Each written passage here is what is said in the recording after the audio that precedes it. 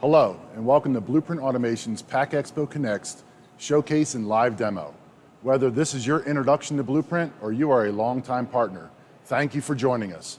We hope you find this presentation informative. I'm Rocco Fucetola, Vice President of Sales and Marketing for our US division. If you've joined, or tried to at least, our previous demos, you might have gotten a chance to see all three of our facilities in the Netherlands, Virginia, and Colorado. We are truly a global company, able to remain focused on and local to you. Today's showcase is being brought to you from our Longmont, Colorado facility. We will present to you a demonstration of our Spider 100V tray and case loader, essentially a vision-guided robotic loading system. This is a system specifically designed to keep things simple, fast, and flexible. In just a few minutes, you will see the video showing our solution for picking randomly oriented products and packing them into trays. While this video was pre-recorded, it was done with you, the audience, in mind, simply to avoid any additional technical hiccups we have today. As you will also see in the video, we have made any close-up shots of the products or trays blurry and fuzzy on purpose to keep the confidentiality of our customer intact. This system is an alternate method to traditional collate and load machinery. On-the-fly single picking eliminates unnecessary touches of your product and potential collate or jam points, all while giving you a higher throughput and greater versatility. In addition to loading trays, this robotic system can load cartons and cases, as well as infeeds of flow wrappers and horizontal form, fill, and seal machines. What you see here is our standard painted steel construction suitable for the confectionery, snack, and bakery markets. This equipment is also designed and built with high washdown and sanitary, ready-to-eat specifications in mind that are typical of the frozen food, salad, dairy, and meat and poultry markets. Achieving your line speeds is the name of the game. Sometimes only one or two robots are needed to get the job done. Where higher speeds are needed, we can increase the number of robots by daisy chaining standard robot frames together. We have installed systems with as many as 20 robots on a single line. BluePrint has the horsepower to supply and support lines of these sizes. Flexibility is key for BluePrint. The products we are asked to handle vary and are sometimes similar, but hardly ever identical. We are a company born out of one man's idea to create a case packer for flexible bags. We celebrate this year, 2020, our 40-year company history. I am proud to say that I have been a part of the BluePrint family for more than half of that time. After you watch the video, I will return for a short Q&A session with Jerry Buckley, our regional sales manager for the southern central part of the United States. Should you have any questions throughout this demo, please use the group chat box to the right or send me your questions in a private chat. If we don't have time to get to all of your questions today, we promise to follow up with you directly. We know our time today is limited to about 15 minutes, so we have our team online for one-on-one chats afterwards to answer any additional questions you may have. We also want to hear about the exciting concepts and projects you are considering. Please join us for our other machinery demos this week as well. Enough of the intro. I present to you the Spider 100V tray loader. The robotic system receives randomly oriented products in multiple independent lanes between 400 and 500 pieces per minute. We engineer the vision system to your requirements, color, grayscale, or even 3D. This particular application is using a Cognex Insight 2D grayscale camera with the HDR option to bring out extra detail in the image. We are also using a translucent light box to diffuse plant lighting conditions and provide ideal cloudy day lighting to optimize the vision inspection. Here, we are inspecting for partial and double wraps, as well as proper label orientation. Product locations from the vision system, as well as container locations, are tracked into the robots using precision encoders to allow the robots to get to work on filling the cases. Shown here is a counterflow system, where the products and containers travel in opposite directions. This arrangement often provides the most efficient and reliable overall system, although many other layouts are possible. This robot you see here is both first and last. First to see all the incoming products, and last to load products into the exiting containers. This robot monitors the amount of product in the container and acts as gatekeeper to ensure that only full cases leave the system. robots in the middle of a large system are the workhorses, performing most of the placements into the containers. Each robot has its own safety circuit, which allows a robot to be taken out of service while the rest of the robots and conveyors continue to run. Our standard frame module allows for 1 or 2 robot configurations per module. These modules can be piggybacked together like Lego blocks to allow for as many robots in the system as required. No separate cabinets here. Our standard frames use onboard controls which are located in the blue pillars. This minimizes the impact on floor space and really cleans up the look of a factory floor. Containers are being metered into the robotic loading system with our carton feeder.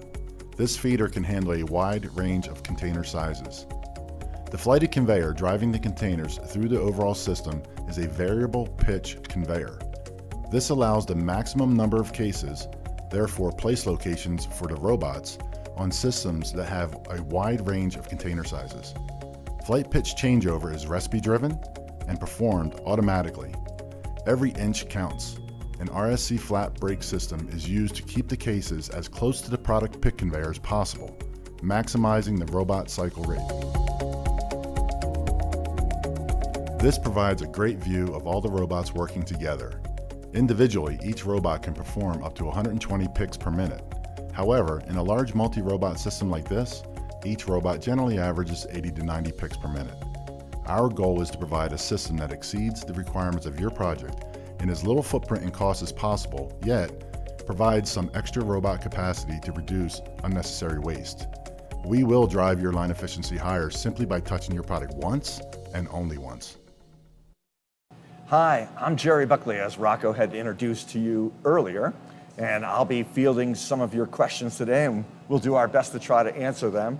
So let's get right to it. Some questions have come in, and I will start with, how do you know how many robots are needed? Okay, so that's a great question. I mean, so we like I mentioned in the demo video, in the intro, we present and provide systems with 1 or 2 robots or as many as 20. That really is the $1 million question, because you don't want too few robots so that you're always on the short end of making rate, or you don't want an overabundance of robots either. So we use a couple different things. A lot of intuition. We have many people in our company that have 35 plus years of doing nothing but vision guided robotics. So there's a lot of knowledge and things there. But we also use some computer simulated software for making actual simulations of your product, the weights, the ranges, the distances we have to move, things like that, to determine whether it's a 2 or 3 robot system or it needs to be a 4 or 5 robot system. Right, so no real rule of thumb other than our experience and then what the simulations will tell us. Yeah, everybody always asks us, how fast can the robot go? And we have done systems up to 180 picks a minute with a special end effector that we've designed, but in general, these robots are good up to about 120 picks a minute. But as you can imagine, if you put a bunch of these robots together, say 7 or 8 robots in a system, they're not all gonna average 120 picks per minute. You're gonna get more of an average about 80 to 90 picks per minute per robot on a large system like that. So again, it comes down to intuition and know-how. Right, and along those lines, I mean, I often get asked this question, do you just supply the robotic system, or what about the rest of the line? No, absolutely not. So the robots or the machinery that we provide for any application is the heartbeat of the system, so to speak. But by all means, we like to take control of the product as far back in the process as possible. I mean, you probably could answer this question easier because you provide a lot of systems that are large systems to your customers. Right, and we have our partnerships with various OEMs for check weighing, metal detecting, all the things that typically, go back to the source where the product is coming from, the flow wrapper or bagger. That's right. Or freezer if it's an unwrapped product. So typically we do like to take it through to the end source, and I would say, more than 50% of the time we do that. Yeah, we get complimented by our customers quite a lot, especially during FATs when a customer comes to our facility and not only sees the machine that they bought, but then they see all the conveyors set up, all the conduit or wire baskets run, and all the wiring pre-run. That does help you in the field during your install, limit the amount of install time that's required, or even the cost of your install. We do a lot of that on our own here in advance of the FAT. Yeah. So I see one of the questions we have here is, I have a delicate product. Can you ensure it won't be damaged? Yes, so That's a great question. And we have a complete test center that we use at our disposal so that if a customer like yourself has a product that you think is delicate, or we have a concern that we think your product is delicate, we can showcase to you in a demonstration, in a prototype, that we can pick your product without damaging it. That's pretty standard operation for us to do that before we obviously take an order, but usually even before we even provide a proposal.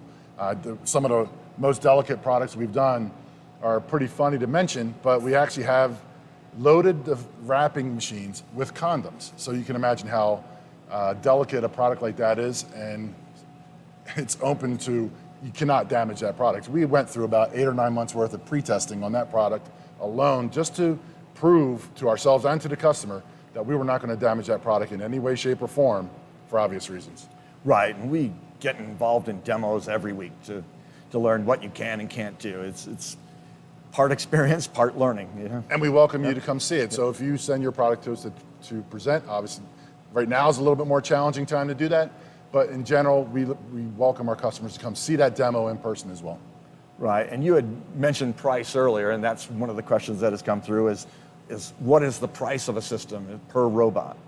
Yeah, I mean, so everybody always asks, what's the price, what's the price, what's the price?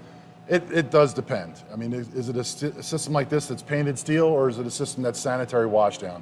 Is it a system that only has 1 or 2 robots, or is it a system that has 10 robots?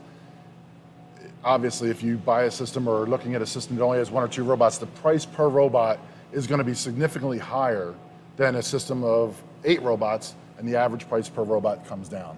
In general, without talking too much specifics, a single robot or a 2 robot system is generally going to price out around $200,000 per robot, but that comes way down when you get to multi-robot systems. Right, and then there's also, does it need to be washed down? And once we get into sanitary washdown, obviously that's going to cost more. That's right. Right. All right, so I see one of the questions that came in here are what type of robots are these?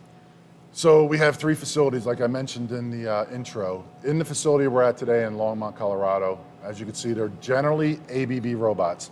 95% of what we do here is an ABB robot because it's really, this whole facility is designed for high speed, high picking rates to accomplish tasks. We're not talking, hey, I have 60 products a minute coming down the line, how many robots do I need? I'm talking 2,000 products a minute coming down, how many robots do I need? So we need to be as fast as possible, and that's where our knowledge base is as well. So for the most part, from our Colorado division, this is going to be an ABB robot. From our other divisions, though, we have homegrown solutions. We have our own BluePrint Delta that we use in our Virginia facility that is generally a part of a case packing machine that is not required to do high pick rates, but still versatile enough to help that machine.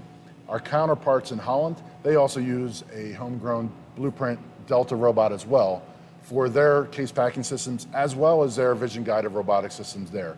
It helps them present a solution that is 100% BluePrint, as well as an industry standard controls platform, and we do the same thing in Virginia with an Allen Bradley Rockwell solution.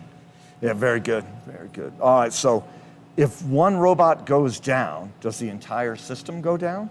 So that's a 2-part answer. To keep as competitive as possible on some projects, we do put a system of 3 or 4 robots together on one safety circuit or safety network. However, our first initial approach is always to have robots on individual safety circuits. The system you see behind us is a series of 8 robots. However, each robot can be taken out of service individually. So I can work on this robot here while the other robots are working and packing the product. And we keep things physically separated so you can't physically get to that robot, so you're physically protected, as well as electrically in the safety circuits. All right. Here it was a good question. Can you handle or pick up unwrapped product? Yes. Touching product that's wrapped, primary packaging, or wrapped or unwrapped, I said that backwards, is probably 50% of our business. So 50% of the time in this facility, we're touching something what we consider naked. We have to feed that flow wrapper. We have to feed that vacuum packer, horizontal form fill machine. Right. So yes, by all means, we do touch unwrapped product. All right, well, that's all we have time for today. I want to ask you to please watch our other presentation later today and later this week, and we really thank you for your time. Thank you again.